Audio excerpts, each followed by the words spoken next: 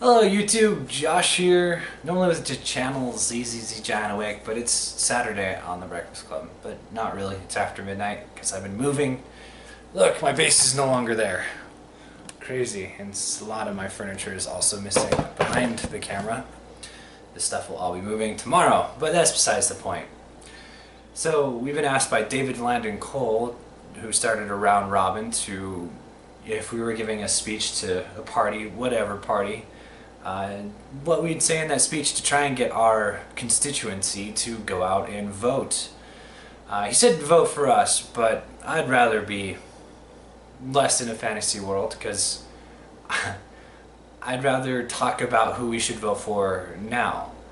So, if I were to give a speech, it would be to my fellow Berniecrats. And if you haven't figured it out, it seems to be the subcategory of a party that was mostly Democratic until it became apparent that Bernie was on the wrong end of some decisions made by the DNC. So, Berniecrats. Sucks. He's not the person who was selected from the DNC. I'm glad he didn't run as an independent for a lot of reasons. So there's a few camps that we've decided to split ourselves among. The first camp is the camp that's going to, or is happily following Hillary along. This is the group of people who's not very loyal to Bernie or to progressivism, but felt that Bernie Sanders would be a better candidate than Hillary Clinton would. That's not the group of people who I'm addressing, really. Second group, I guess, if we want to go that way, are the ones who are going to turn 150 degrees and support Trump and vote for Trump because they feel like it's the best idea to stick it to the DNC, let Trump burn this system to the ground and teach the DNC and everybody involved in the DNC a lesson. The third group of Berniecrats are the third-party Berniecrats, which are ones that have decided that no, they cannot support Hillary, they cannot support Trump, they cannot select the lesser of two evils. What they've decided to do is to either vote for Governor Gary Johnson or Dr. Jill Stein. And then the fourth group, the ones who are disenfranchised so completely that they've decided to probably not vote or to vote for Bernie Sanders at the top of the ticket and not really worry about anything. Now for all of the groups besides the first and the die-hard Bernie or bust supporters, really I don't have much to say to you because you're not going to listen to what I have to say anyways as far as the Bernie or busters go, and as far as the Hillary supporters go, you don't feel disenfranchised, so there's no reason to address harshly you either. But for the rest of us, the ones who are pissed off at the way the DNC acted, the DNC acted like complete jackasses. The way that Debbie Wasserman Schultz ran the DNC as not a neutral person, and it became quite obvious. It became obvious months ago. It should have been obvious years ago when Hillary put her in as essentially installing her in place. There's no real question that she had her finger on the scale, and the fact that it came out that we now have confirmation of it, and many Democrats just don't seem to give much of a fuck, kind of pisses us off. And then there's also all of the bullshit that's been going on behind the scenes, like at each individual place, where Hillary Clinton supporters seem to be less than inclined to acknowledge us as people and to give us a shot at having a voice at our own party's conventions and our own state's conventions, more so. Yeah, that sucks. It really does suck. It also sucks the way that in general, we're discredited.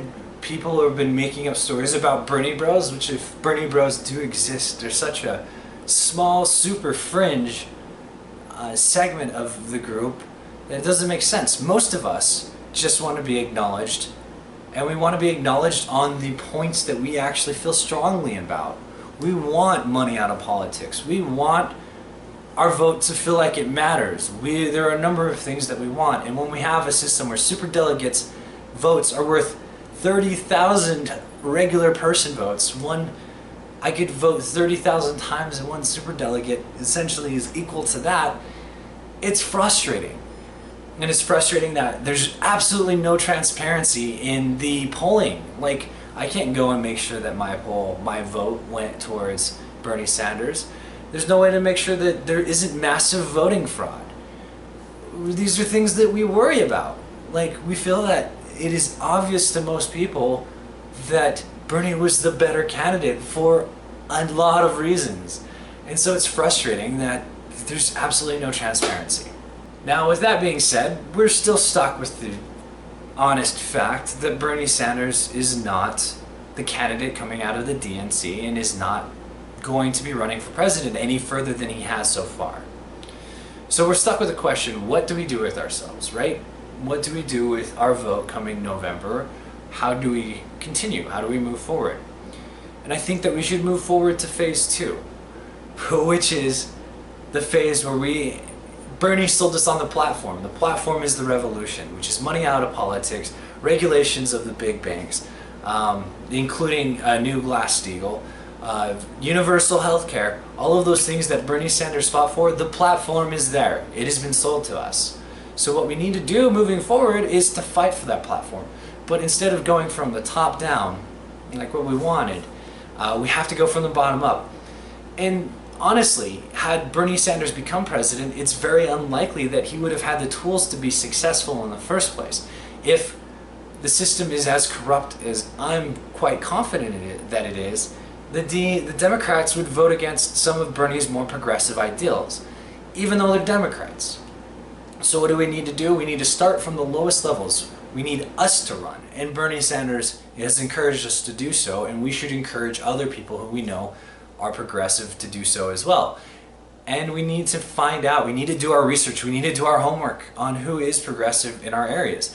And we don't need to be loyal to the Democratic Party in general, at all. I'm quite happy with the Democrats who are in my state, the state of Utah, and I would be happy to have any of them replace any of the Republican seats.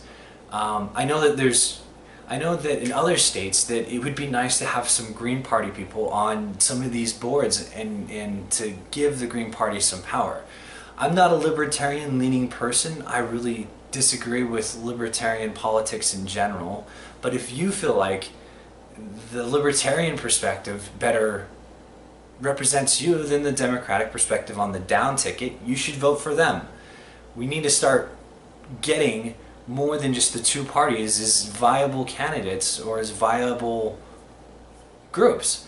And I know that libertarians and Green Partiers are most likely going to vote with the alternative party that they feel with. They'll vote liberal with the libertarians, for example, will vote liberal with social issues and will vote conservative with fiscal and government issues if the Republicans actually are for that. It's hard to tell. In November, the thing that is most likely to kill whatever revolution that we have and whatever voice that we have, more so than what the Democratic Party has done, because there were many real and important concessions that were given up by the Democrats. I mean, Hillary's technically running on the most liberal platform that has ever been run upon. And that's because we worked hard, and that's because Bernie Sanders did the best damn job he could when he lost. He made sure that he fought for the policies that he thought it would take for him to support it and for many of us to get behind. And I think that they have made enough concessions that we should vote for Hillary Clinton. And I am definitely not with her. Don't think for a minute that I am with her. As soon as she becomes elected, it is time to hold her feet to the fire and time to try and upheave what's going on in the DNC. But for now, the biggest thing that can kill the revolution is if Donald Trump becomes president. I know that people thinking that Donald Trump winning might galvanize the left and cause us to become more unified, which might be true, but I think the more likely thing is that the people in the DNC will have been like, hey, we tried to appeal to Bernie Sanders supporters by including $15 minimum wage as part of our platform, by expanding Obamacare as part of the platform, by giving free college to anybody making less than $125,000 as part of our platform. What we should have done is said, fuck you, Bernie Sanders supporters, and gone further to the right and gone for the centrist Republicans.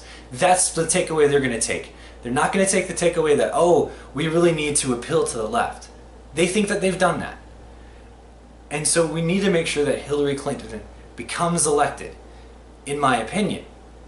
So the best way to do that is, if you're a Berniecrat in one of the swing states, is that you fight and you publicly support Hillary Clinton.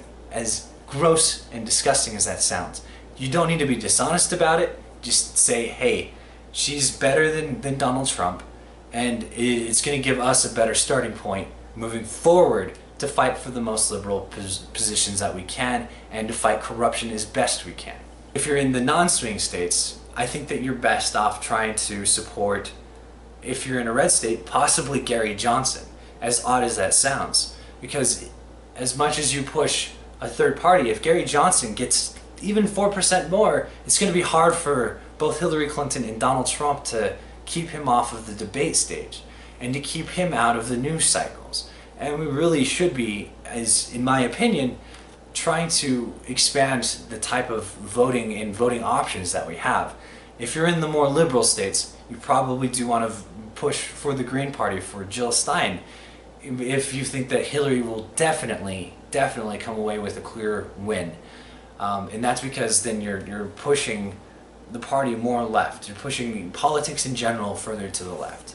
So, Berniecrats, I'm not going to say endorse one person, but those are my opinions on who you should vote for in each of the scenarios. I hope that my speech clarified my position. I was thinking about making this video on my channel, and I still might, but I got a lot of my ideas out there, and so I'm happy with that. Peach, you're up tomorrow. If we see ya, which would be awesome.